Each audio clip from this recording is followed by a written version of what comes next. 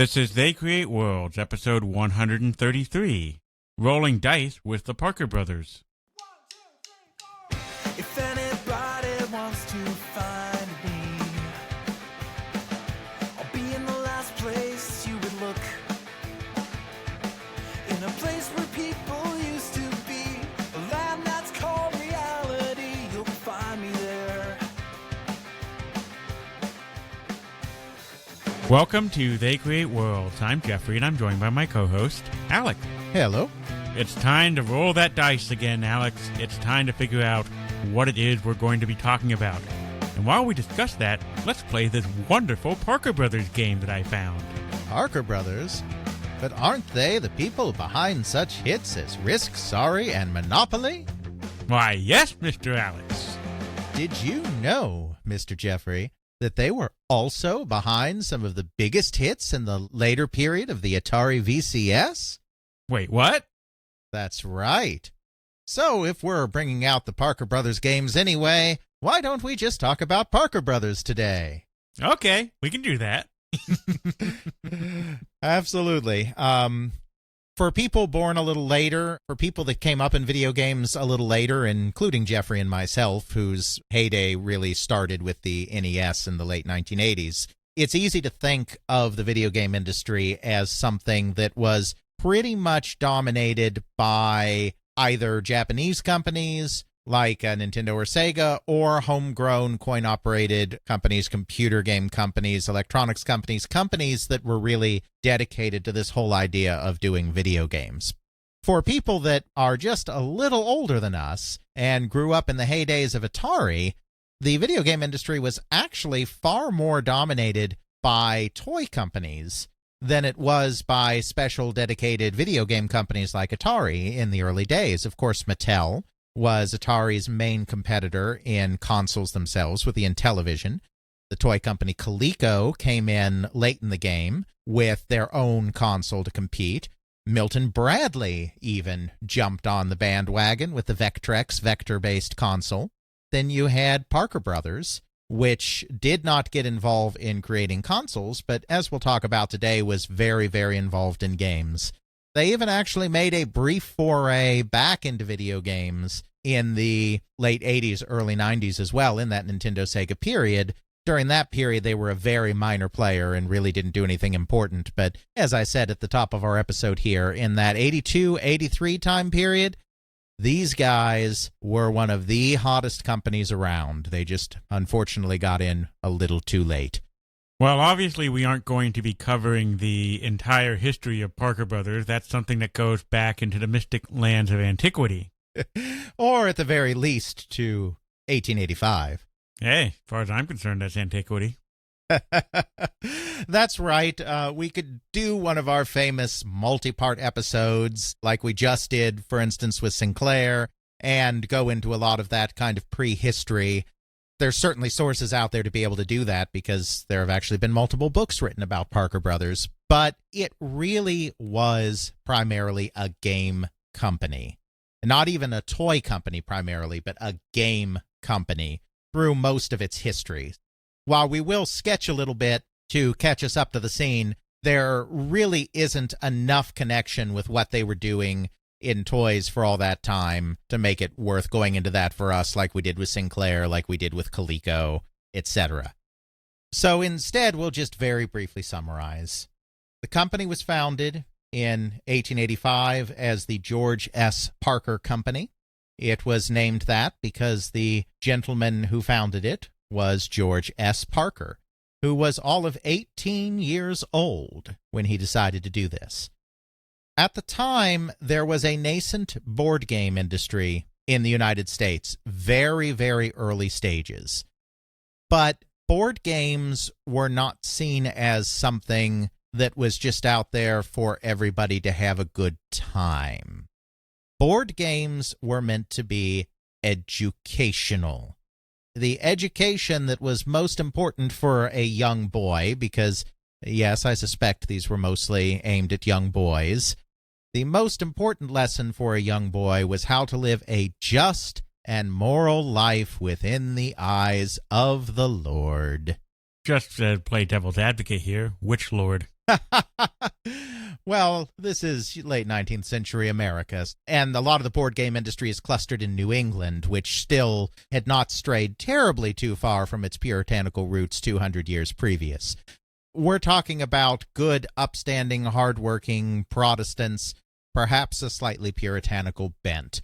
So board games at the time were about making choices and about doing good things and virtuous things and avoiding temptation. You'd roll dice, you'd move around squares, and you'd try to make sure you were landing on all the good squares and not landing on the bad squares. That was the board game industry in the 1880s. It only existed for a few decades before that. It was still very young. But, it was not Settlers of Catan, that's for sure. George S. Parker was not happy about this. He's a guy that liked games, but he certainly didn't like these board games. He wanted to do something that felt more relevant and more fun, even though it still had some educational elements, perhaps, to it, to a very small degree. So he created a board game that was focused around doing the business. Not Monopoly. Monopoly, even though it's a Parker Brothers game, has its own whole separate convoluted story that we're not going to get into. Aww. But he created a game focused on entrepreneurship in 1883. Just designed it all himself. He tried selling it around. He tried to interest existing board game companies, such as they were, and other kinds of publishers. Nobody was biting. Nobody wanted it. And finally, one person said, yeah, well, look, kid. Remember, he literally was a kid. Well, look, kid, if you believe in this game so much, found your own company and sell it your own self. And so that's what he did in 1885. He founded the George S. Parker Company. In 1888, his brother Charles Parker came on board to help him run the thing. That's when the company became Parker Brothers. So it's been called Parker Brothers since 1888. The company no longer exists today, but of course Hasbro, who ultimately took over the company after a series of convoluted mergers and acquisitions that we absolutely will discuss later in the hour, or 5 hours, whatever, still uses the Parker Brothers name on some of its games, but it is actually today it's Hasbro. Same with Milton Bradley. Both of those great board game companies that were such fierce rivals for decades are just both owned by Hasbro now, and they brand some things Milton Bradley and some things Parker Brothers. I think still, though maybe it's all just branded Hasbro now, I don't know. For a long time, they used to still brand things Milton Bradley and Parker Brothers, even though they owned both of those trademarks. Today, it may all be Hasbro, I'm not sure. Anywho, the company really was a board game company and a jigsaw puzzle company primarily. That's what they worked in. They worked in ink and cardstock and cardboard and cutting machines and lithograph machines. That's what they did. They didn't really do toys so much. But they had some of the most successful board games out there, including Monopoly, easily the most successful board game of all time. They also invented Risk. They invented Sorry. They did not invent Clue. That is a British game called Cluedo in Europe. But they became the North American publisher of Cluedo. So for all intents and purposes in North America, they did Clue. So, I mean, these are some of the biggest properties, Milton Bradley being their biggest competitor with most of the other big board game properties of yesteryear. That was really the entire situation for the most part until the 1960s. George Parker remained in charge of the company all the way until 1952. Remember, he was 18 when he founded it, so he was a very young man. He was in charge of the company for over half a century, until he finally died in 1952. It remained a family company after that. His son-in-law took over the company at that point, Robert Barton. Barton really wanted to get them out of just being in games. He wanted to diversify them a little bit, because the company wasn't going to grow if he didn't. They did get into toys a little bit. The most famous toy that Parker Brothers ever made was certainly Nerf. Nerf is something that was put out by Parker Brothers in all of its various forms. There was still only so much growth that could be done at this little company in Beverly, Massachusetts. It was in an old, sprawling factory structure that had been built decades before. It was still very focused on a very small product line, and even though those products like Monopoly were very, very successful, it was still, all in all, a very small product line. And there was a new generation coming up behind Robert Barton that really wanted to take the company much, much further. That generation was represented by two cousins, Edward Parker, he is another direct descendant of the founder through the male line, and Randolph Barton, who was the son of Robert Barton, who was in charge of the company, who generally went by Ranny, R-A-N-N-Y, rather than his full name of Randolph. Ranny Barton, in particular, felt that the company needed to grow and change. He spent some time in business school, and he was exposed to a lot of modern management techniques. He felt that the manufacturing was outdated. He felt that the corporate structure was outdated. The building was outdated. Everything was outdated. He felt that in order for the company to grow and thrive, it really needed to change. And I think Eddie Parker was also kind of okay with this kind of thing. You know, basically the entire fortune of the family at this point was really tied up in the company. The company was a closely held company. There really wasn't any margin for error. If Parker Brothers were to go down, then it would basically take the entire extended Parker Barton family with it. That's the kind of situation they found themselves in. So they wanted to be able to expand the company, and there were really only two ways to do that. Go public or be acquired by a larger company.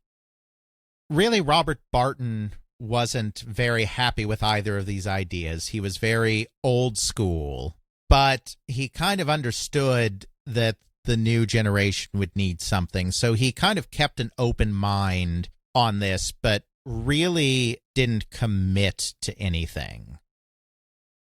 In the meantime, a little company up in Minnesota called the General Mills Corporation comes a-callin'. A cereal company. A cereal company, exactly. They got their start in milling, obviously. That's because it's General Mills. And they basically were, through a series of mergers and acquisitions, became a pretty serious monopoly in the milling business, one of the largest millers in the country. Once they could no longer grow that way, they did exactly as you say. They started moving into things like cereals, into consumer products. We've talked about this many times before because we've talked about so many companies, whether it be Tandy or Gulf and Western or Warner Communications that owned Atari. There were so many companies in this period in the 1960s that were conglomerating. Rather than just staying focused on your core business and doing well in your core business and horizontally and vertically integrating in one field, the thought was that it was much better to gobble up companies in all sorts of different fields, ideally where you think you can find a little synergy, but no longer in an area that's really your core competency, and get bigger and more profitable in that way. They wanted to move into other areas. They had already kind of gotten into consumer products with the cereals business, so they were looking at other consumer product areas. And of course, they already had some experience with toy manufacturers because cereal had prizes in them. I mean, this isn't high-quality, state-of-the-art, brilliant toy manufacturing of the first order. This isn't making Barbie dolls and G.I. Joes. This is cheap little plastic things at the bottom of the cereal box, now including flesh-eating bacteria. Wait, what? That's a Simpsons reference. Krusty-O's, now with flesh-eating bacteria in every box. That doesn't sound safe. Definitely not. So, you know, these were cheap little toys, but that's kind of what led them in that direction. Remember, when you're conglomerating, you're not really looking at things that you're deeply involved in. You're looking at things that you're tangentially involved in and figuring, why not get a little more involved with that tangential thing? So they're like, okay, hey, let's, we kind of deal in toys already. We're looking to expand into other consumer products. There's a whole new generation of baby boomers that are needing toys. So there's a growing youth population. It's expected that the toy business is going to expand to meet this need. Let's do toys. So they look at Parker Brothers.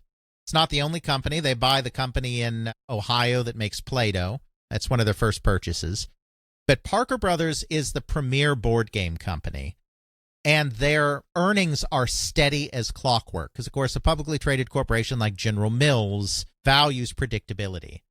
Even though the toy business is a real up-and-down faddish business, Parker Brothers is primarily in games and puzzles.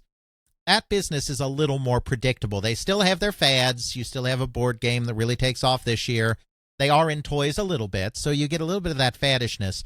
But their staple products, like Monopoly, like Risk, are so predictable and regular that they are a consistently good performer in a consistently unstable business. And so that attracts General Mills.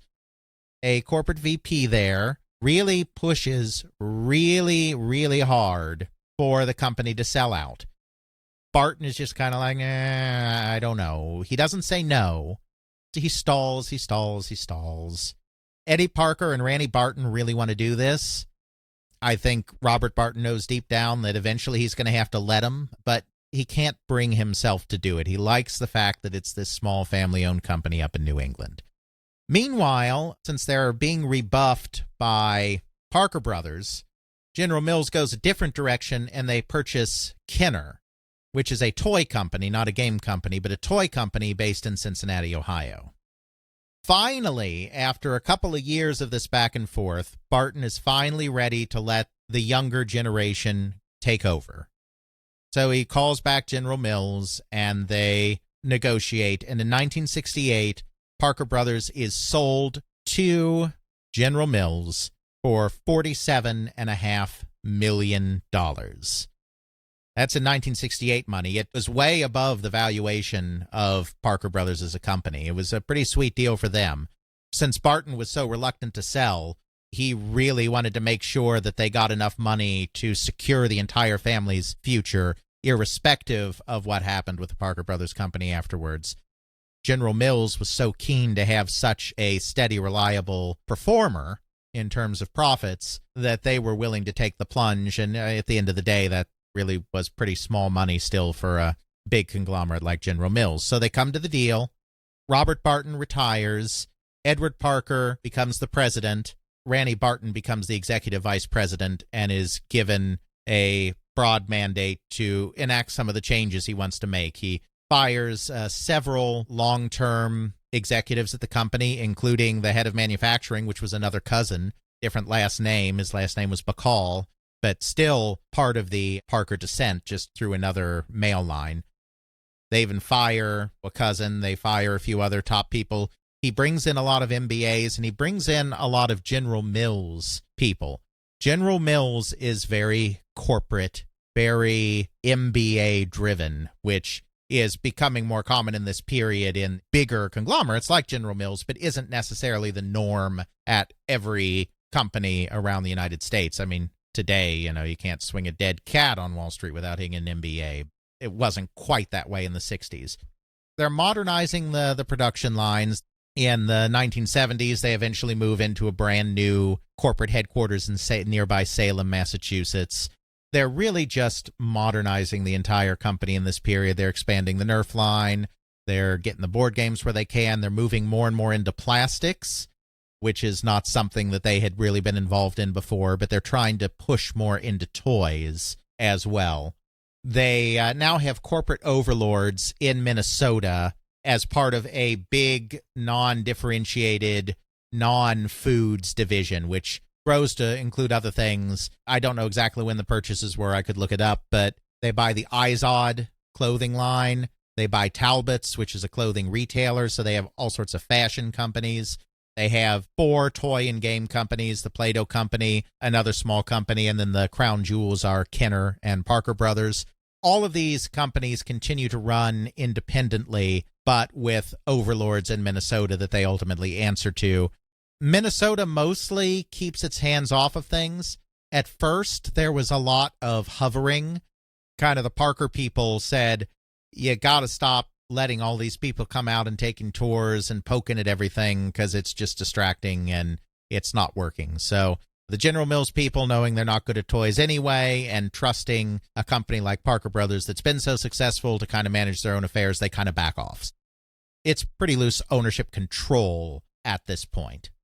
Edward Parker remains in charge of the company until 1974 when he is, I'm not sure if he was diagnosed that year, but around that time he was diagnosed with terminal lung cancer. He was a pretty young guy. I mean, they weren't expecting another management transition at this time, but he had the cancer. So in 1974, Randy Barton actually becomes president of the company. I've actually interviewed Randy Barton, and I've interviewed a couple of other people at Parker Brothers too. The sense that I get of Randy Barton as a CEO is that he wasn't particularly a standout in any specific area.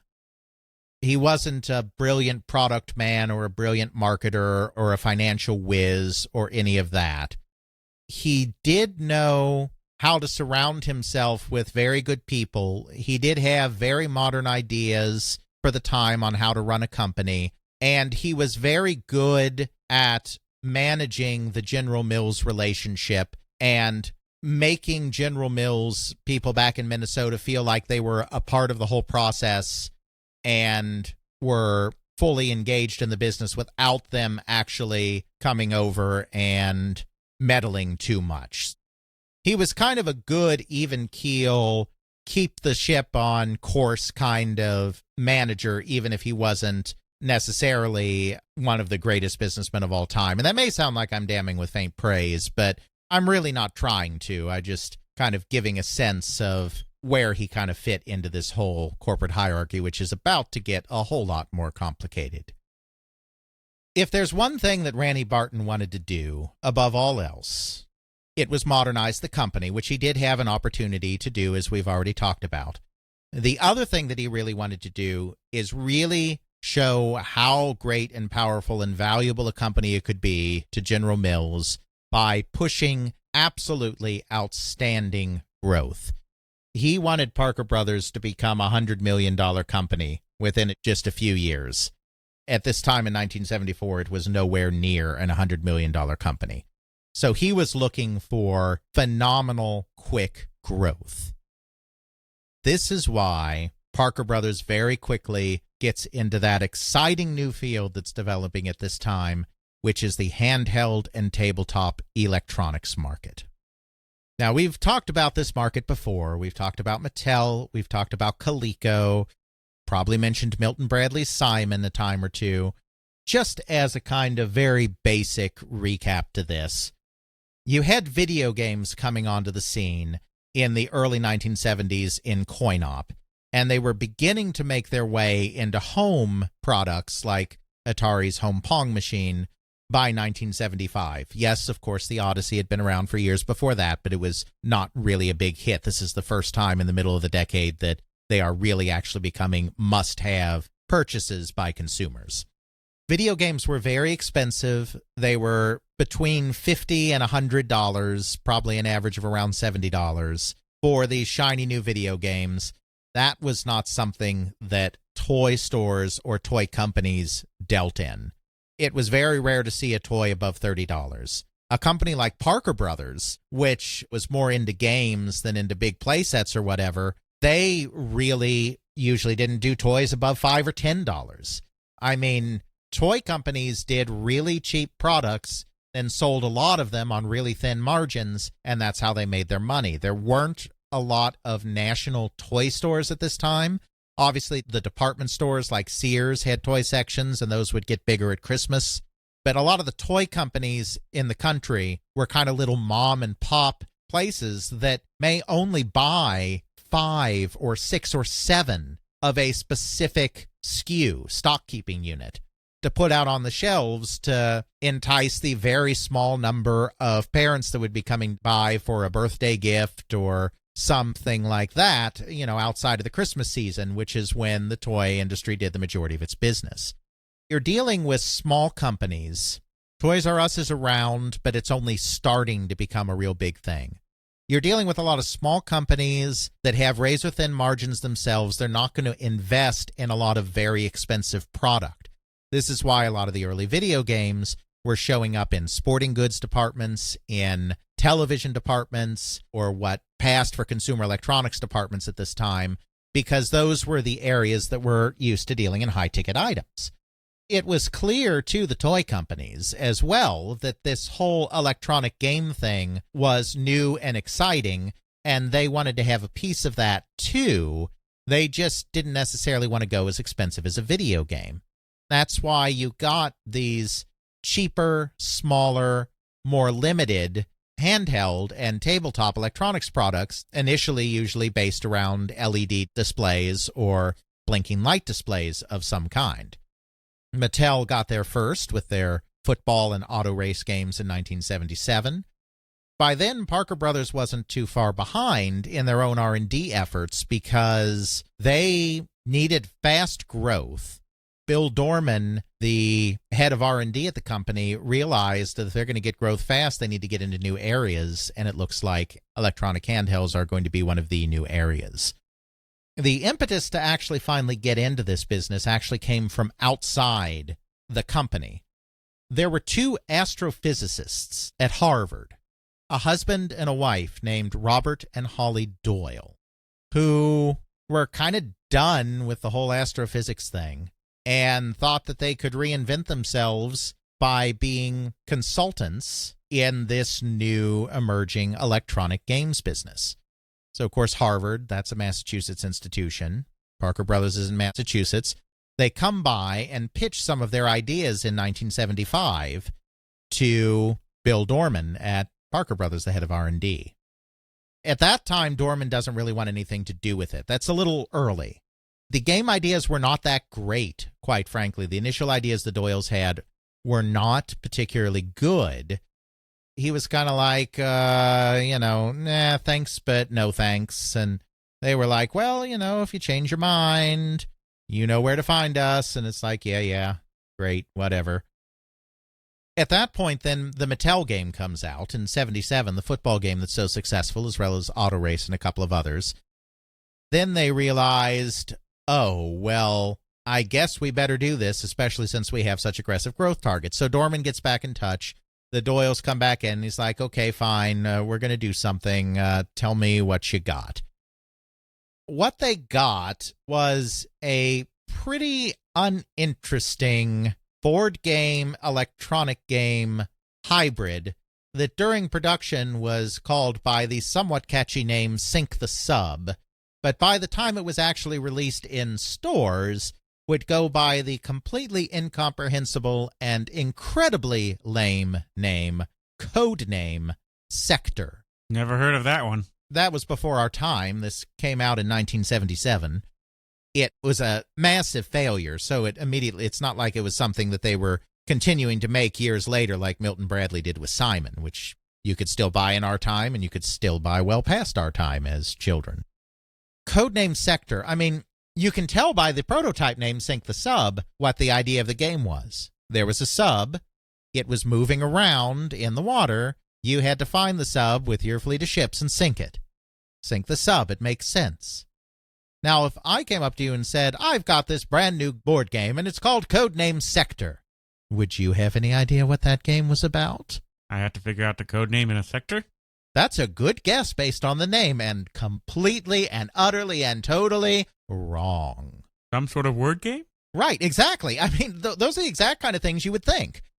It's a submarine game. I have literally no idea why they made the decision to call it that, but I know it was a bad one. But it wasn't just the name that made it a hard sell. It was pretty expensive because it had both a board game component and an electronic game component. It was, quite frankly, too hard. Kind of the computer moved the sub around.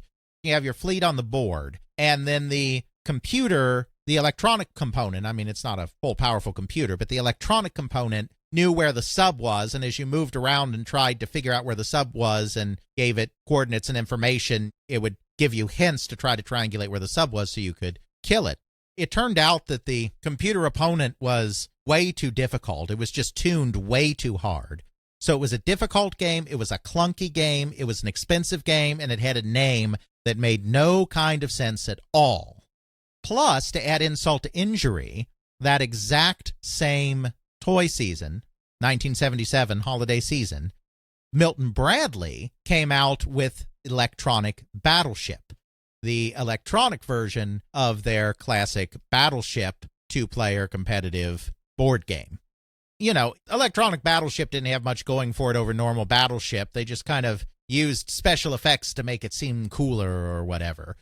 Not only do you have an expensive, clunky, hard-to-play, incomprehensible submarine game on the market where you're trying to sink ships, but you have a better electronic ship game coming out at the exact same time.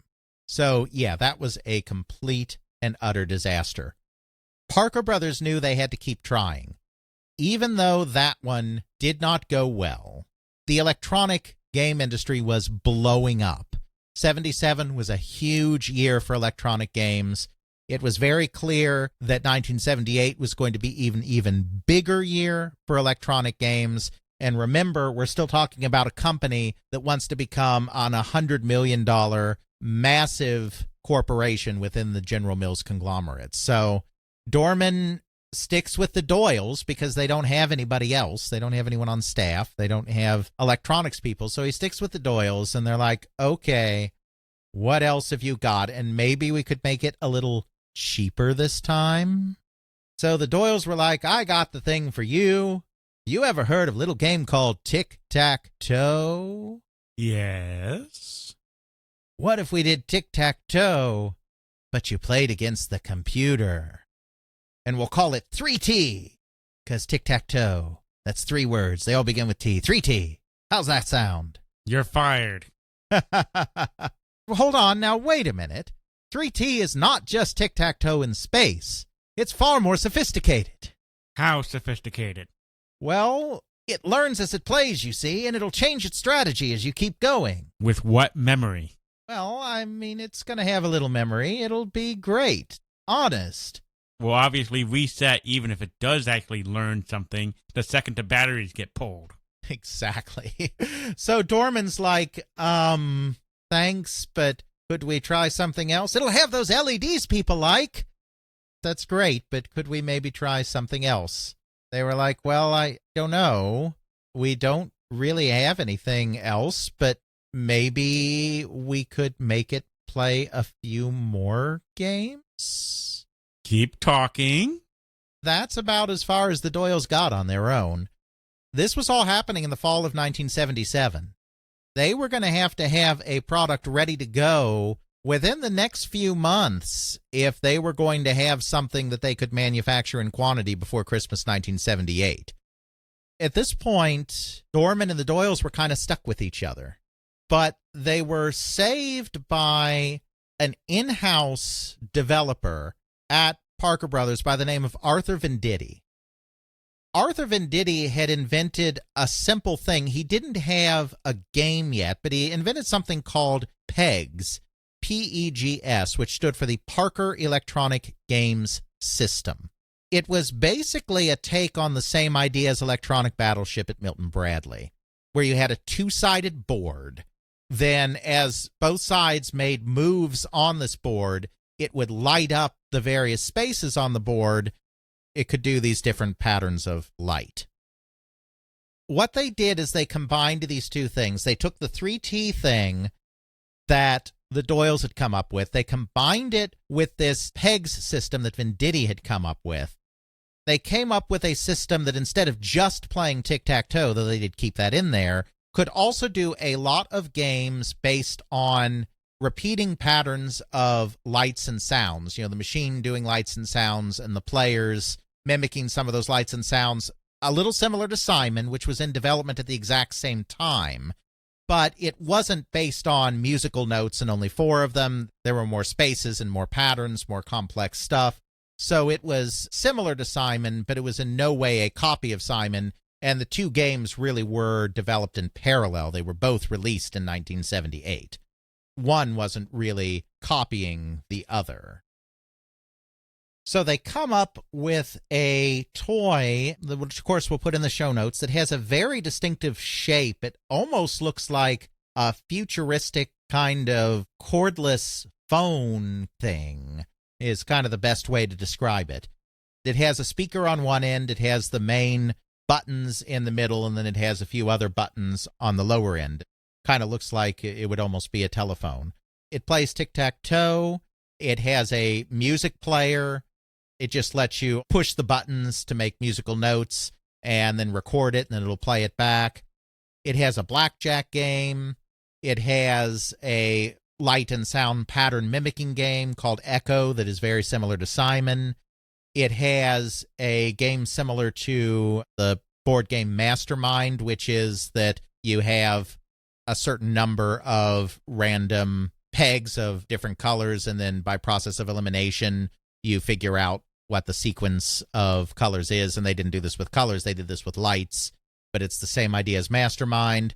And they had a game called Magic Square, which is similar to a game called Lights Out, which is where a certain number of buttons start off lit up. Then your job is to get all of the lights turned off. Different buttons on the panel, if you press them, will turn on and off different sequences of lights. So what you have to do is figure out the correct sequence of buttons to press to get all the lights out. Even today, some video games, some RPGs and adventure games and whatnot will still sometimes use similar puzzles. You've probably come across stuff like that here or there in your life. Yeah, I just think of all of those times in Resident Evil where you had this really arbitrary puzzle just to open a door. Sure. So at this point, it's still called 3T, and it's still kind of languishing within Parker Brothers. People just aren't thrilled with it. Then it comes to the attention of a young product manager by the name of Richard Stearns. I had talked a little bit ago about how Randy Barton really wanted to modernize Parker Brothers, that this is one of the key things he was doing in this time period. One of the things that he imported from General Mills, in addition to a bunch of MBAs, was something that General Mills itself imported from its major competitor, Procter & Gamble in Cincinnati, which had invented a new role within a corporation called a product manager. Product management, or rather brand management as they called it, brand management was this idea that if you had a brand, like in the case of Procter & Gamble, Tide detergent or Ivory soap, you would have a person in charge of that brand whose entire job was to manage that brand. They would choose how that brand was marketed. They would choose how it was sold. They would make sure that every time that that brand was mentioned, that everything was consistent and on message. Somebody who would take a product from the R&D stage, from the development stage, all the way through the sales and marketing stage and be responsible for that brand. Procter & Gamble was the company that really pioneered that. General Mills stole the idea for brand management from Procter & Gamble. And then Parker Brothers, Randy Barton, took the idea from General Mills, though they didn't really have brands per se, or rather they didn't think of their toys as brands. Certainly today we would identify Nerf as a brand, and even Monopoly is a brand because they do so many variants. They didn't think in terms of brands in the toy industry, but they did think in terms of products because, of course, you're always developing new toy ideas, new products. So then the idea is you bring in a new person called a product manager who is a kind of marketing-focused guy, but who's working with the R&D people from the very beginning and then bringing it along. Obviously, product management is something that becomes very prevalent in the software industry as well. Product managers in the software industry aren't necessarily usually marketing people. They're usually senior engineers or programmers that kind of understand how to manage other employees in a development environment to make sure that stuff gets done on time. But this whole project management idea continues to roll downhill into more and more industries as time goes on, but it's actually still very new at this time in the 1970s. So Rich Stearns is one of these young go-getters that's brought into the company as a product manager, and he's looking for product because it's their job to be the point men. They're not just told, hey, we're working on this product, go product manage it. That certainly happens sometimes if something's in development, but product managers also need to find the product themselves. So Stearns is hanging around R&D. He sees this 3T game that everyone says is no fun, but is doing more at this point than just tic-tac-toe. He sees it and he's like, no, this is really fun. This is actually really, really cool fun. He's a guy that's into games. He's even into video games. He's into technology. He thinks this is great. So he decides to be the product manager. He goes straight to the head of sales and marketing at the company, Ron Jackson, who is kind of Randy Barton's right-hand man. He is very enthused about the electronics category in general. So Stearns goes to him and says, they're making this great thing and we got to do it. And so Jackson says, okay, go ahead, write a memo and we'll see. He gets marketing on board. They get a chip from Texas Instrument that is really versatile and allows them to do all this nifty stuff they want to do. It turns the entire project around. They're still calling it 3T at this point, though, which is a really cruddy name for it. Stearns does not like that at all.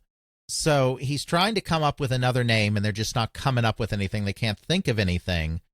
They're trying things like Challenger or Adversary to give the idea that you're playing against the computer, but those are kind of bland, and plus they're kind of threatening because computers and electronics are still new. So the idea of an adversary or a challenger, it's like it's one step from there to the Cylons wiping out humanity. Yeah, not to mention that, especially in the 40s, 50s, 60s, there's a lot of science fiction out there that touts the dangers of technology, the dangers of artificial intelligence, the danger of computers. Exactly. Captain Kirk had to make a lot of computers explode by getting them caught in logic paradoxes. So they didn't want that. Then they're trying something that feels more, less threatening, I should say. They try to find something less threatening, and they're like, well, you know, computers, technology are like things people have never seen before, so they're kind of like, they're almost like magic. He tried magic, and he's like, well, no. Then he goes through a bunch of others like hoodoo, voodoo, all of these synonyms for magic. That isn't working. He decides that he needs like a proper name. When I say proper, I mean like, you know, like Bob, like a proper name rather than a description.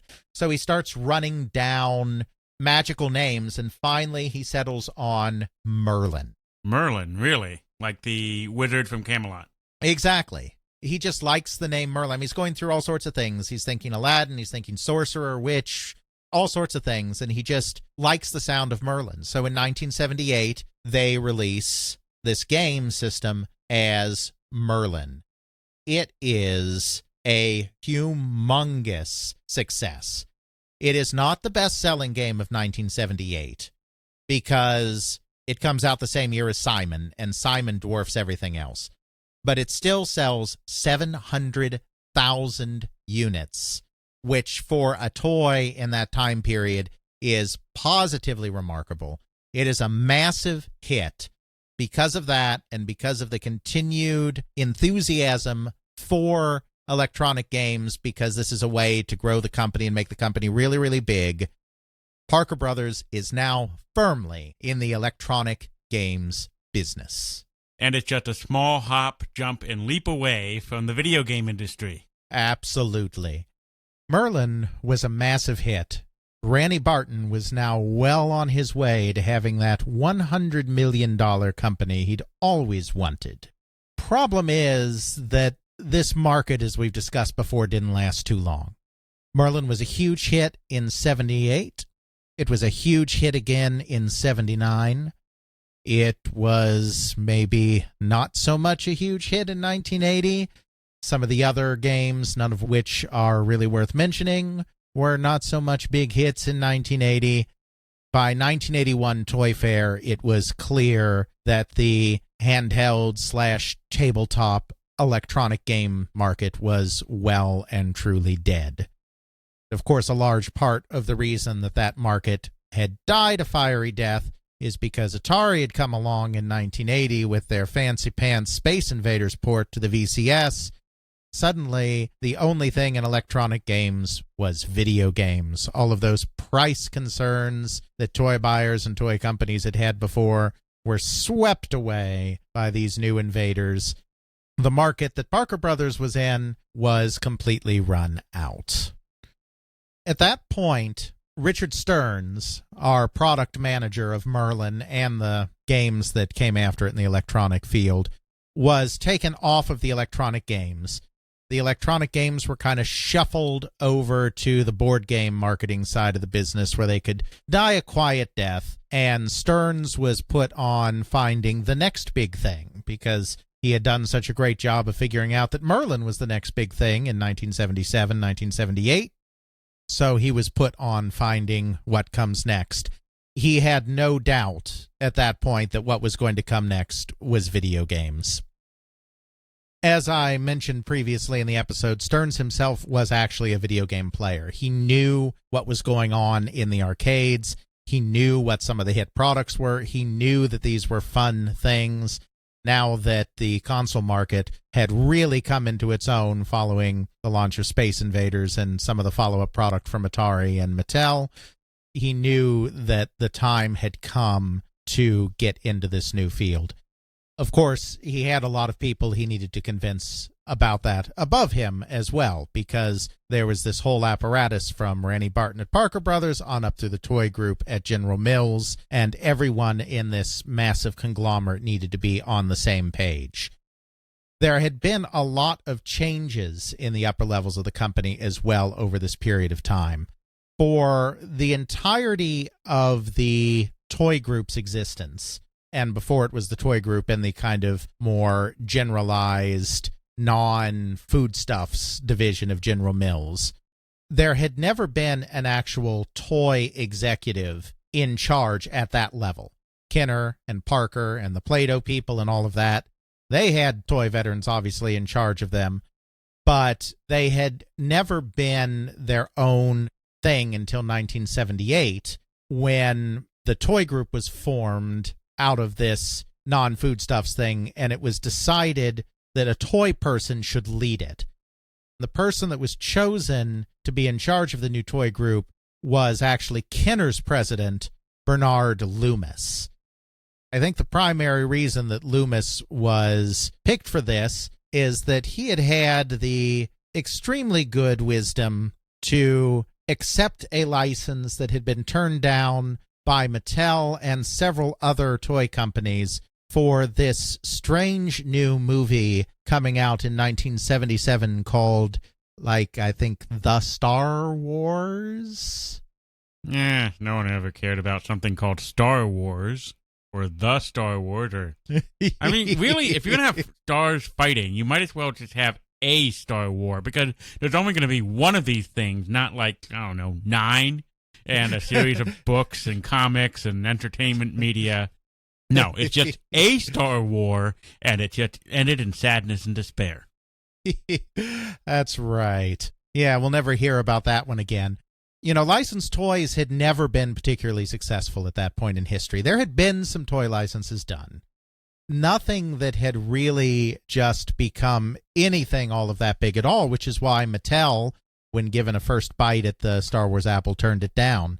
But Bernie Loomis saw something. I'm sure even he didn't realize what it would truly become, but he still saw something. He decided to take a chance on this franchise. He thought that there was a good toy thing there, and so he took a very cheap license to make toys for this new movie. Very famously changed the action figure industry when he, during the design phase, when he was asked, well, how big should he make him? And he spread his fingers and he said, should be this high. They measured the span and it was 3 3/4 inches, which of course became the new standard for action figures throughout the 1980s. There were bigger action figures like He-Man as well, but G.I. Joe, for instance, another 3 3/4 action figure. Star Wars started that. The Star Wars line at Kenner started that. The Star Wars toys became incredibly, incredibly successful. In a real stroke of marketing genius, Kenner decided that because they could not have the toys ready for 1977 holiday, and of course holiday is the biggest time for the toy industry, they actually sent out IOUs that people could get in stores, good to redeem the action figures when they finally came out in 1978. It was an absolute frenzy because, of course, Star Wars blew up big. It was a pop culture phenomenon. The kids loved it. and the characters were just so easy to turn into toys, into things the kids wanted to play with. Everyone wanted to be Luke Skywalker and Princess Leia and Han Solo, and everyone wanted to fight Darth Vader and have the droids following along behind them and fly an X-Wing. So, I mean, these toys, they basically marketed themselves and became a humongous hit that transformed the entire toy industry. Kenner was right at the heart of that, having this license, and so as a reward for that, when the toy group was created in 1978, Bernard Loomis was placed in charge of it. This was, for Parker Brothers, basically a disaster. Loomis, having come from Kenner, was very clearly more interested in Kenner and more interested in Kenner's success than Parker Brothers. We have to remember as well that even though we think of both of these companies as toy companies, as we kind of said before, Kenner was the real toy company. They're the ones that are having to come up with a new line of playthings every year, catching the latest crazes to create the toys the kids play with, whereas Parker Brothers is really a game company. Board games, jigsaw puzzles. They have Nerf, but they're more games. It's a very different kind of corporate philosophy. If you want to sort of think of it more like how software is, it's almost like the board games, the puzzle games are sort of the evergreen product. Right. They sell regularly. They sell at a constant rate. You always have that little trickle of money coming in. They're not going to pull in the mega millions, the really big thing those hits are. That's when Kenner comes in. All right, this year it's going to be hula hoops. Next year it's going to be bouncy balls. Third year it's going to be the bouncing hula hoop. Fourth year, the bouncing hula hoop with Action Man. Whatever it is. And then next year, Action Man, but with a hat. Of course, you have to have a new hat. If you don't have a new hat, you can't sell Malibu steak, I mean. Yes. So there was a real conflict there, and Bernie Loomis was very much a control freak type. Do what I want to do it now, do it my way. Randy Barton at Parker Brothers was very much more consensus-driven. He had a management team. He had assembled this group of MBAs that he was very proud of. He wanted all of them to have input into how his company was run, and so there was a real culture clash in these few years here between 78 and 1981 when Loomis was forced out of the toy group, basically because Barton said that if Loomis was going to continue to be in charge, then Barton was not going to stay at Parker Brothers. Barton was very well respected by the General Mills management because he had done a very good job of ingratiating himself with upper management in Minnesota. At that point, they shuffled Loomis aside. They didn't fire him, but they gave him a new group, a new R&D group that he could have all the direct control over he wanted and try to come up with the next big thing for the company. It went by the acronym MAD, which from at least the Parker Brothers people's perspective was a perfect name for something that Bernie Loomis would be in charge of. At the point that Stearns is deciding that they need to get into video games, there's a new person in charge of the toy group. Once again, it's a non-toy person named Jim Fifield. At this time, there are a few different things going on. You have Stearns, who's been taking off handheld games and is convinced that video games are going to be the next big thing. To aid him in his quest to make sure that Parker Brothers gets this right, he enlists the aid of a much older executive, 10 years older than him. Rich Stearns is 30 at this point, so Bracey's 40. We're not talking about ancient people, but still, there's a real generation gap here. By the name of Bill Bracey. Bracey's a rather conservative individual. I believe he's a Mormon. I know he's from Utah. He had actually been brought into the company by Bernie Loomis. Bernie Loomis had been trying to push international sales. Bracey was a marketing guy that he had sent to Europe, and then when Loomis stepped down and was no longer in charge of the toy group, Bracey joined Parker Brothers, but they didn't really have a place for him. They named him manager of special projects. But in this case, that was basically just, we have this guy, we need a home for him, and he needs a title, so we'll just call him the special guy. We're going to stick him in this out-of-the-way cubicle in the purchasing department. Even though as manager of special projects, he is presumably going to be involved in R&D and or marketing of special projects, they just tuck him in a corner of purchasing and basically forget about him. He did try to involve himself. He tried to get out of his little cubicle and interact with other people in the company in sales and marketing and R&D. He and Stearns had discovered each other and hit it off. Since Bracey didn't have a home, Stearns gave him a home and basically said, the two of us are going to get Parker Brothers into the video game business. So that became their plan, to come up with a marketing plan in order to move into this area. At the same time, there was another individual, Parker Brothers, by the name of Philip Orbanes, who was head of R&D and a true toy design prodigy. He sold his first toy at 16 to a toy company. He wasn't like the one selling the toy to the public. He sold his first toy at 16. Orbanes had independently taken it upon himself to come up with the next big thing, and he was also convinced that that was going to be video games. And so he got some tech people together and started doing some reverse engineering on the Atari VCS, completely separate from what Rich Stearns was doing. Then while all this is going on, Lucasfilm, George Lucas, comes back to Kenner and says, you know, we've had a great partnership on this toy thing with Star Wars, and your stuff's doing really great. You've treated us really well. We're about ready to sell the video game rights, the home video game rights to Star Wars as well.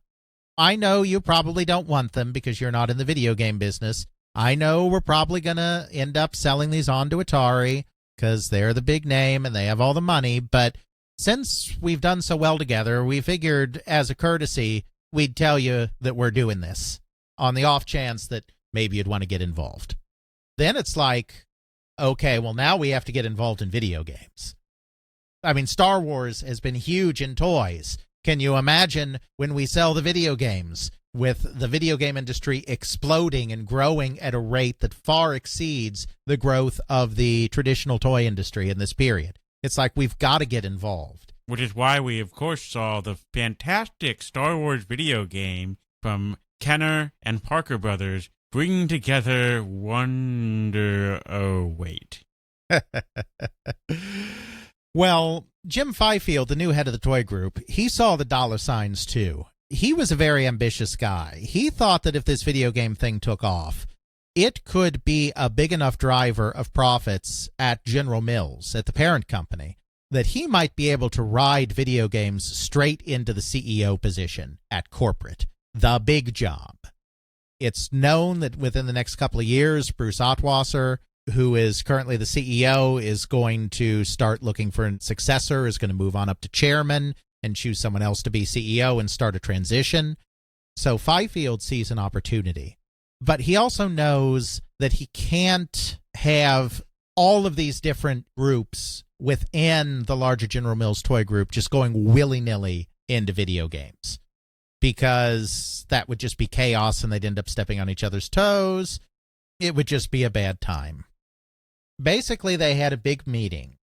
Both Parker Brothers and Kenner and this new mad R&D group under Bernie Loomis that was attached to neither company were each told to give their best proposal on how to enter the video game business. They each came up with a different way of doing things. Bernie Loomis had the most outlandish plan. He was basically like, we'll build our own video game system with blackjack and hookers. And it was really complicated and really like, just why? Atari already has so much of the market. Mattel is already there as a kind of second fiddle. And then, you know, off in its own little corner, you even have Magnavox. Loomis's plan seemed very not concrete, was very light on details, very pie in the sky. It was going to be a huge R&D effort. Are they really going to beat out Atari and Mattel at this point anyway? Come on now. Kenner was basically like, well, you know, we can get this Star Wars license that Lucasfilm is dangling in front of us, and then we can sub-license to Atari or somebody else, and they can put in all the effort, and we can just collect a nice royalty check. That's not the worst idea in the world. I mean, there are plenty of companies that do that. I mean, there were plenty of coin-op companies, for instance, that didn't want to get involved in home video games, like Taito with Space Invaders and Atari, that were just like, we don't want to get involved in this whole new area. We've got the hot property. We'll just sit back and let the royalties roll in, and we'll make some money, and you'll put in all the effort. But remember, Jim Fifield, he wants to ride the video game profits straight into the CEO's office.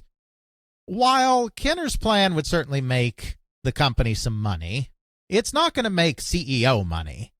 It's going to make, well, isn't that a nice little profit thing over there in the corner kind of money.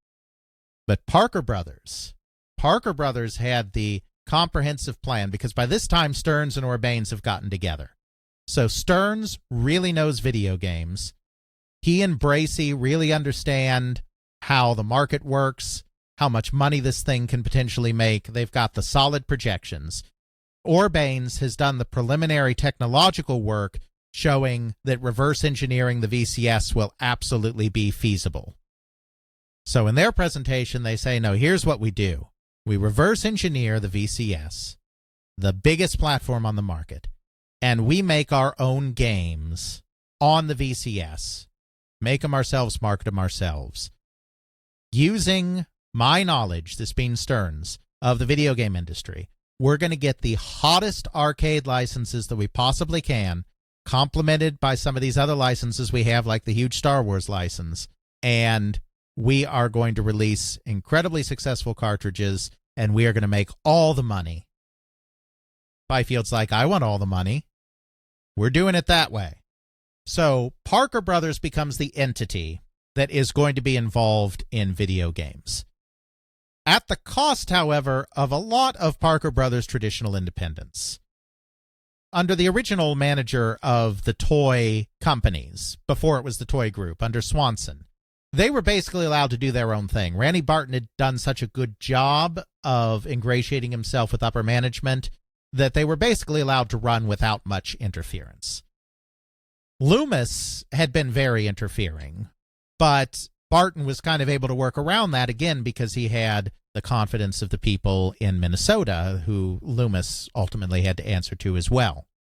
But Fifield sees this as his golden ticket. So Fifield starts exerting a lot of direct control over exactly how Parker Brothers is going to do this whole video game thing. First of all, he mandates that it's going to be its own division. They actually divisionalize Parker Brothers into an electronics game division and a non-electronic games, for lack of a better word, division. These two organizations will have their own R&D. They will have their own sales force. They will have their own marketing. Just two completely separate organizations within Parker Brothers. The Electronic Games Group, which is going to inherit whatever little handheld stuff is still ongoing as well, is going to be run by Richard Stearns. So Stearns, all of 30 years old, is now one of the most powerful men in the company. He's been given one of two divisions, reporting directly into the top of the company. Bill Bracey will be his number two in sales and marketing and all of that. They'll assemble an R&D group to put the finishing touches on reverse engineering the VCS and to start making games. So they have the Star Wars license. They've got that one. Via Kenner, that gets worked out. Bracey and Stearns start going around to the arcade, start playing everything, start figuring out what else is going to be big that they can get their hands on. Some stuff is just already gone. Obviously, Atari is going to do all of its own products. That stuff's out of reach. Namco is already in with Atari on Pac-Man, so they're not going to be able to get quite the biggest games in the market. But they might be able to get some mid-range games and some lower-end games licenses from Japan and elsewhere.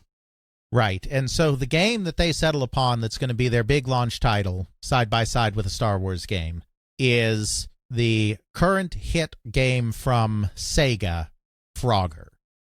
Now, I know, stop right there, record scratch. Yes, I know Frogger was created by Konami, but Sega had the worldwide manufacturing and distribution rights to Frogger. In the United States, Frogger was, as far as anyone knew, a Sega game. Sega planned to take full advantage of this by doing the licensing of Frogger themselves. It actually became quite a tussle between Sega and Konami. There were lawsuits over this at the end of the day. Even though Frogger was technically a Konami game, it was via Sega that the company was going to acquire this license. Stearns goes to David Rosen, who we may recall from our mini Sega episodes is the co-founder of Sega Enterprises and the head of the company, and makes an offer for the rights to Frogger. Rosen's like, okay, thank you very much. The board will discuss. We have several offers. We'll look into it. Turns out, after that process is all done, that David Rosen calls him back and says, Richard, I'm sorry, but we have chosen to go another direction. I don't think we know which company it was, but it wouldn't surprise me if it was Coleco, because Coleco had the rights to other hit Sega games like Turbo and Zaxxon. So it makes sense that they also had Frogger, but I don't think we actually know who Sega decided to go with. Stearns is seeing the whole thing vanishing here because they know they need something big. This is about the biggest thing that they can get of the games that are currently out there and not taken already. He basically says, you know, is your board still there? I mean, can they reconvene if we come back with a better offer?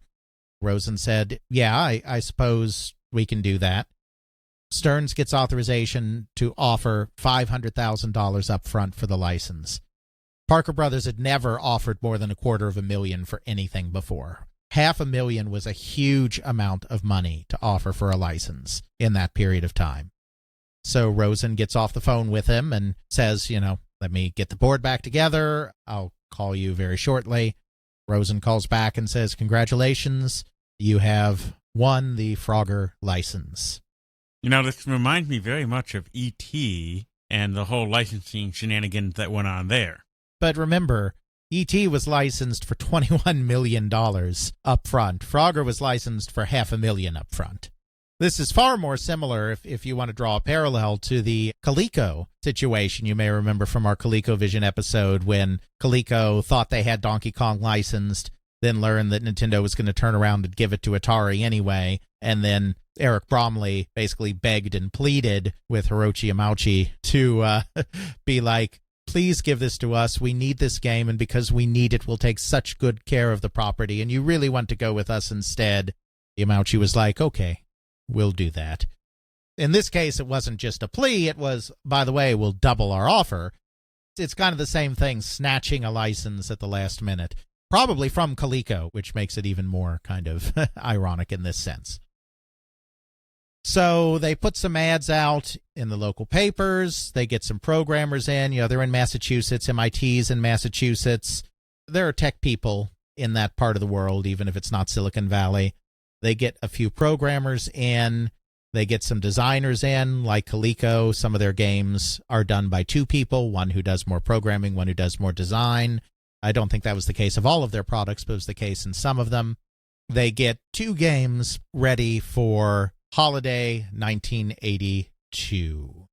One of them being Frogger, programmed by Ed English, and the other being The Empire Strikes Back, which was based solely around the Battle of Hoth and the Snowspeeders attacking the AT-AT walkers.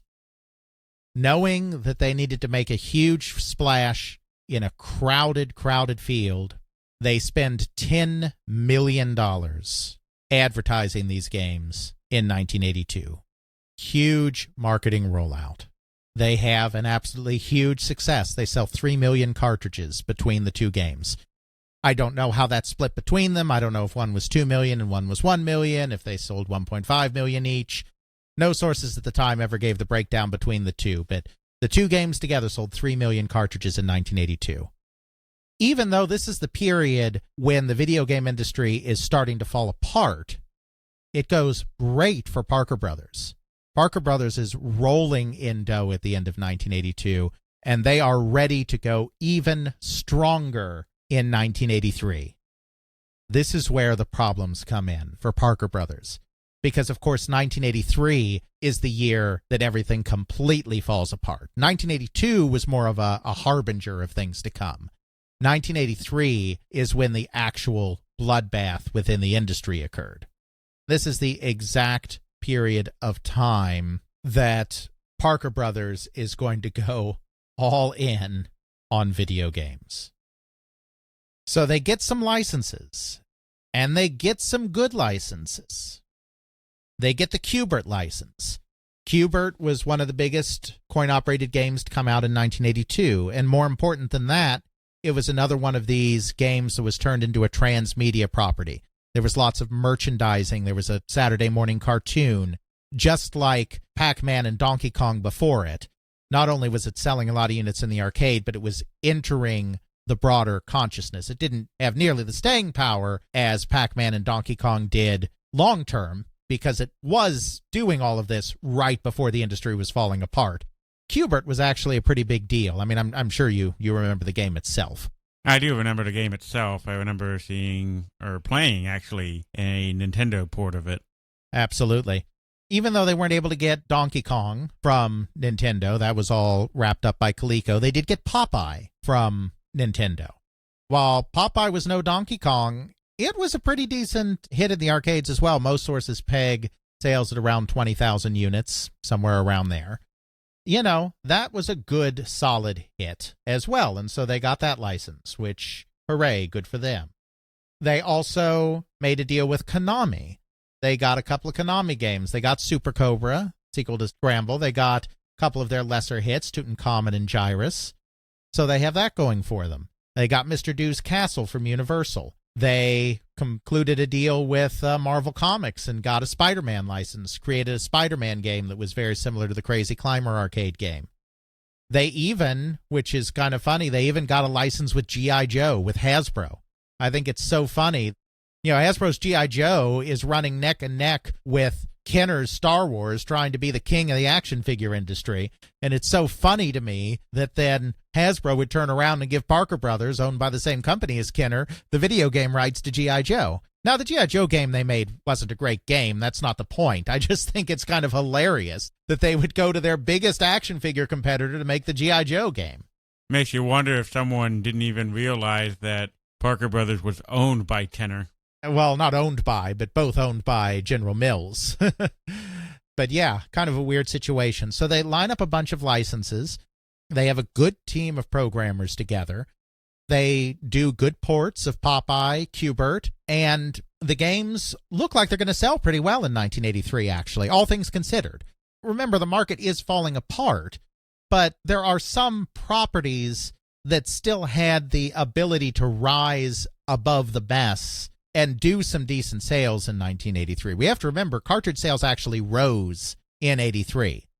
A lot of that, as we've talked about in our mini crash episodes, was very illusory because the sales were rising because the prices were going down, down, down. And so people were buying more cartridges because you could buy 2 or 3 games for the price you used to buy one game. But still, there were some sales that year, and Parker Brothers was primed to achieve some of those sales. The problem is, though, that Jim Fifield can't just have an okay sales year. This is his ticket to the top of the company. He needs to have fantastic results. So as Bill Bracey and the salespeople are running their projections, they realize that the goals that they had of selling 100 million or more in video games just wasn't going to work. They could read the writing on the wall. This whole thing was going to fall apart. It was just about to fall apart. We're going to make some money in it, but we're not going to make fantastical amounts of money in it. So Randy Barton, president of Parker Brothers, who, by the way, was also very involved in the video game business. Basically, Stearns and Barton divided up all of the video game manufacturers between them, and Stearns did the negotiating with the domestic companies, the American companies, and Barton did all of the licensing and negotiating with the Japanese companies. So he's the guy that was going over to Konami, to Nintendo, to some of these companies and getting the licenses. It turned out that he was very good at that. I mean, it's not something he had ever done before, but it turned out he was very good at kind of charming these Japanese executives and working within the cultural milieu in Japan, which is very different than that in America. and was very successful at acquiring licenses. They were very much tag teaming this. But when Randy Barton goes to Fifield and tells him, okay, we're going to make some money this year, but we're not going to make this much money, not as much as we've said we are. Fifield said, yes, we are. We're making that money, and you are forbidden to tell anyone higher than me in the company hierarchy that we are not going to make this much money. You are sticking with your projections no matter what. No one can know that you are having doubts about this entire business. That's a recipe for disaster. Oh, boy, is it ever. So they're forced to continue creating product and selling product based on marketing projections that are completely unrealistic. They know they're unrealistic. This isn't an Atari in 1982 situation where they just got so caught up in it and had such bad financial controls that they didn't realize what was about to happen to them. Parker Brothers knew what was about to happen, but because of corporate greed above them in the hierarchy, they had no way of stopping the train. Makes you wonder what would have happened if that wasn't going on and they could just report it up the chain of command and they'd be, hey, let's put the brakes on this a bit. We'll still make some money, but we're not going to lose the house, so to speak. Right. Of course, the market ended up going south even more than anyone would have ever thought. So I think even probably Barton's more conservative projections were probably going to end up being unrealistic as well. They were tied to the 2600 market specifically. That market was about to die a fiery death for lots of reasons. Absolutely, it was a bigger disaster than it otherwise would have been because of Fifield's refusal to hear anything else. Finally, at the end of his rope, Barton actually resigns as president of Parker Brothers. Now, remember, Barton is not just the president of Parker Brothers. Barton is the grandson of the founder of Parker Brothers. The fact that he resigned in pretty much protest of what's going on, that speaks volumes of his confidence in the company. Absolutely. And not only that, this is the end of family control at a company that has been under family control since its founding in 1883, 100 years earlier. Barton figures this is the only ace he has left up his sleeve. Fifield has already undermined his authority completely. He's brought new people into the company, and he's refusing to let Barton interact further up the management chain. He figures that his last chance is to resign and then hope that the people at corporate will look into why he resigned and realize that there is an absolute disaster about to happen, and they need to stop this. They need to stop this madness. Barton figured that probably his marketing guy, Ron Jackson, would be promoted to replace him as president of the company, which would be the logical thing to do based on his years of experience. Instead, Fifield promoted Richard Stearns, now 33 years old, to be president of the company. Someone who had admittedly done very well with the video games, but was still very junior to be taking over such a position. But you see, Fifield figured that Stearns was someone that he could control. They managed to keep all of this secret long enough that Fifield gets a promotion further up the chain. It's not quite the CEO's position yet, but he's promoted to executive vice president of non-food business. That's the next step up from the toy group. Parker Brothers is part of the toy group, which is part of the non-food group, which is part of General Mills. His replacement, Jeff Jacobson, who had been his right-hand man at the toy group, replaces him as head of the toy group. And unlike Fifield, Jacobson finally gets to see these numbers and is like, oh my gosh, this is a disaster. We are in a huge disaster. He actually goes above Fifield's head straight to Atwater and says, Parker Brothers is in complete trouble. They are hemorrhaging money. This is a disaster. Oh my God, we're all going to die. This is in 1984 now that this finally happens. Probably the one thing that saved the company is that they managed, when things were starting to go bad, one of the sales guys by the name of Tom Dusenberry, who later would go on to be the president of Hasbro Interactive in the late 90s when Hasbro got very big in the video game business very briefly, came up with a plan to do a rebate where they would go to the stores, go to Toys R Us specifically, and say, okay, we know the video game product that you have is not selling very well. So here's what we're going to do. We're not going to take back that product. Once you start taking returns, you're in for a world of hurt. In general, publishers resisted whenever possible taking returns. What we're going to do is we've got these new games with these hot new licenses, good solid licenses. We are going to give them to you for $9.99. And then we're going to give you a $10 rebate on each cartridge you purchase. Basically, they're giving away their next round of cartridges for free. So they get the money, they have to fill out a rebate form for each cartridge and mail it in and then hope they get money back. I mean, these kind of rebates don't work the way that, consumer rebates work, where the manufacturer is trying to do everything in their power to make it as difficult as possible for the consumer to redeem the rebate so that the rebate's never actually redeemed. The way rebates work at this level is very different than the way rebates work at the consumer level. They can't give the product away for free. I don't know all the financial details, but if they gave it away for free, that would run afoul of certain laws and regulations related to dumping product. They could get in serious trouble with the SEC. They could open themselves up to lawsuits from shareholders, et cetera, if they just gave away the product for free. To make everything above board, they had to technically sell the product to Toys R Us. But then they basically said, we're selling it to you, but we're giving you a rebate for the same value, so you pay nothing.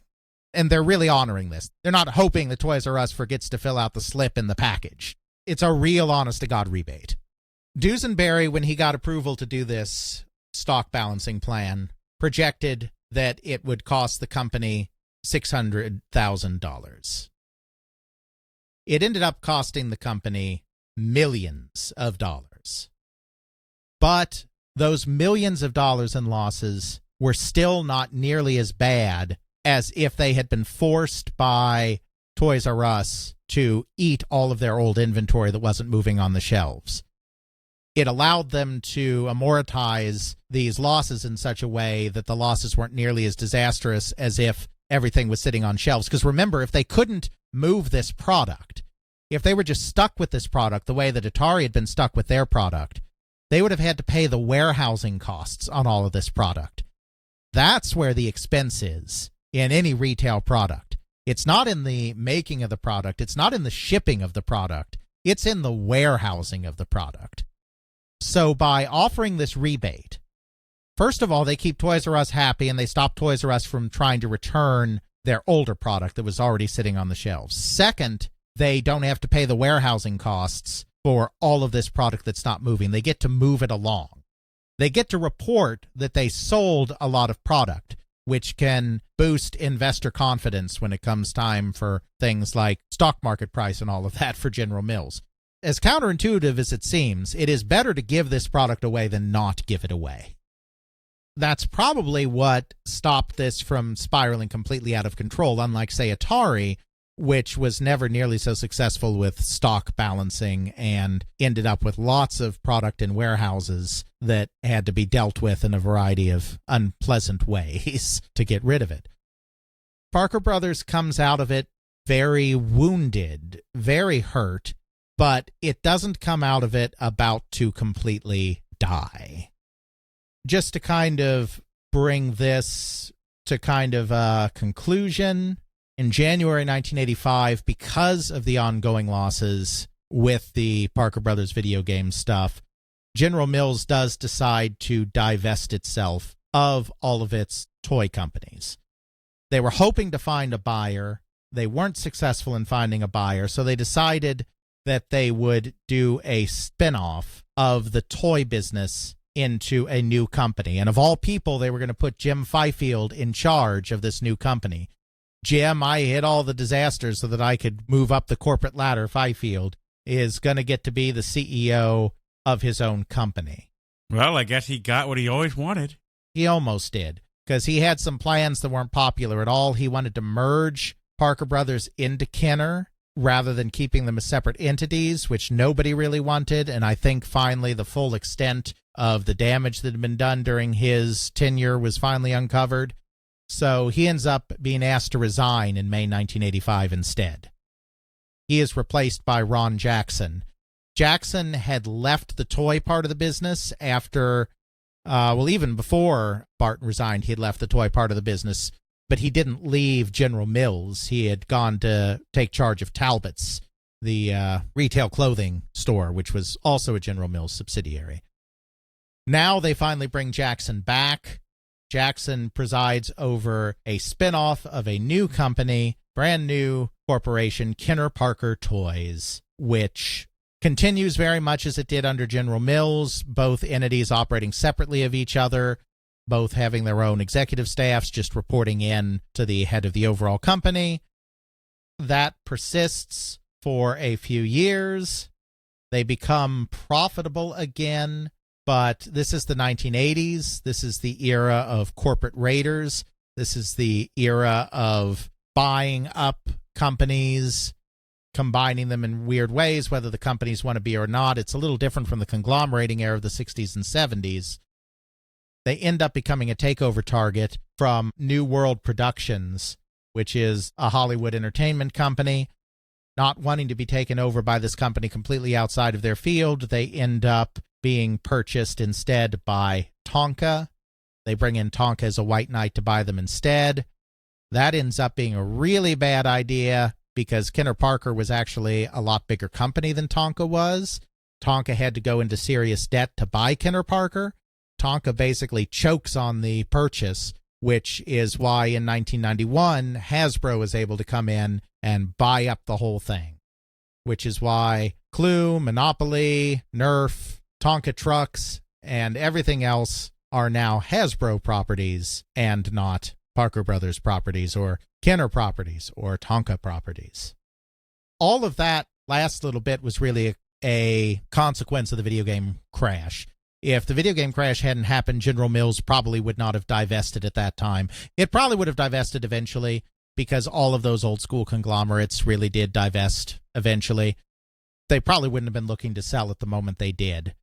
They came out of it in much better shape than Mattel did or than Milton Bradley did, some of the other toy companies that got involved in the video game industry.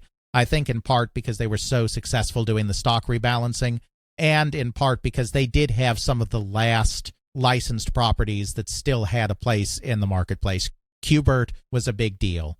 Nintendo's Popeye was a big deal. They had just enough product in 1983 to kind of squeak by, especially with some of their rebate programs. In the end, they were divested and kind of cast out amongst the wolves, which led to the New World takeover attempt and the eventual disappearance of the entity. For one brief shining moment, they were one of the big companies in electronic games, both in handheld and tabletop electronics with Merlin and in video games with product like Frogger, The Empire Strikes Back, and Q*bert. Pretty crazy to imagine. I wonder how much better they would have been able to come out on the other end, and if General Mills would have kept hold of them, if they were able to report up and say, hey, we need to put the brakes on here now because these projections aren't matching up. We can see this industry is going to go down. We know video games in the home are going down. We need to back off from this. It might have helped a little bit, but as I said, even they didn't realize quite how bad it was. I mean, remember, Tom Dusenberry thought that their rebate program was going to cost them $600,000, and he was off by an order of magnitude. True. They might have glided down a little more gracefully. Not by much. Yeah, they were still sadly tied to a product that just suddenly collapsed, which was the Atari 2600. Since that pretty much wraps up Parker Brothers, and we get to hear another story of how Atari took down all the world. Obviously, we have to go into Atari next, right? No, not Atari. I think we've covered Atari quite enough. But you know who we haven't covered quite enough, Jeffrey? Who? Nintendo. Wait, Nintendo? That's right. You might say we've done Nintendo episodes, and Nintendo and Sega episodes, and NES episodes, and Gunpei Yokoi episodes. What are you talking about? But I bet you we've still done fewer episodes on Nintendo than Atari.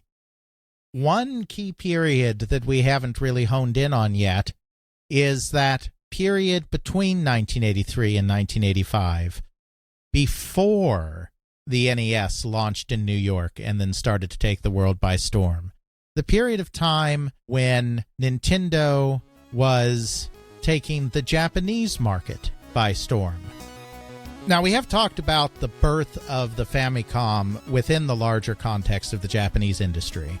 So there will be a little bit of overlap there, though at this point, we've done so many episodes, it's hard to avoid any overlap whatsoever. We're going to take a really in-depth look at just how and why Nintendo got into the console business, how they ended up developing the Famicom, and more importantly, how the Famicom market developed in Japan during the years of the Famicom boom, which is generally described as being between the years 1983 and 1986.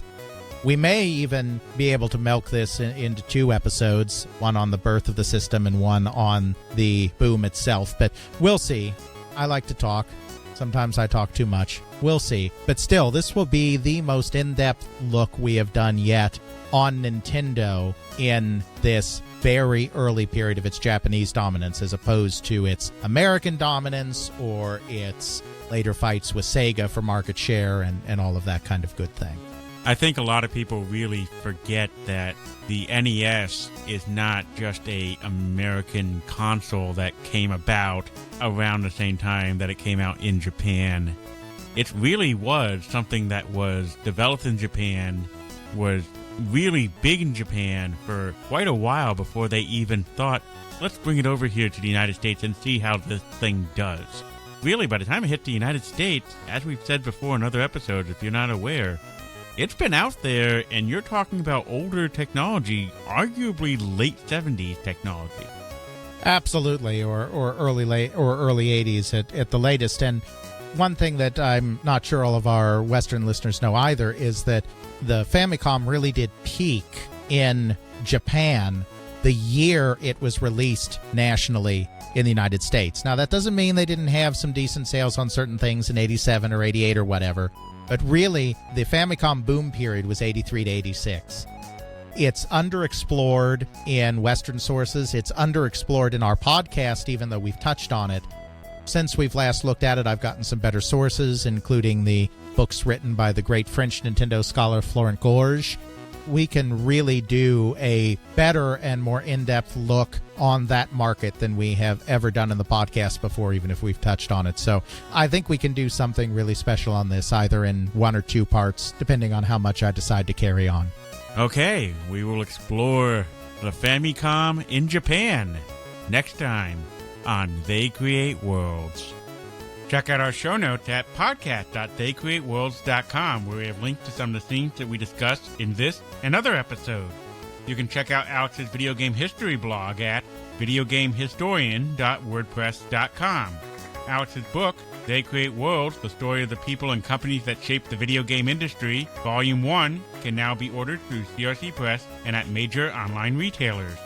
Email us at feedback@theycreateworlds.com. Our Twitter is TCW Podcast. Please consider supporting us on Patreon at patreon.com/theycreateworlds.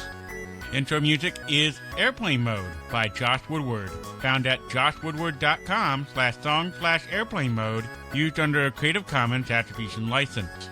Outro music is Bacterial Love by Roland Music, found at freemusicarchive.org, used under a Creative Commons Attribution License. In today's secret message, it has been ordered.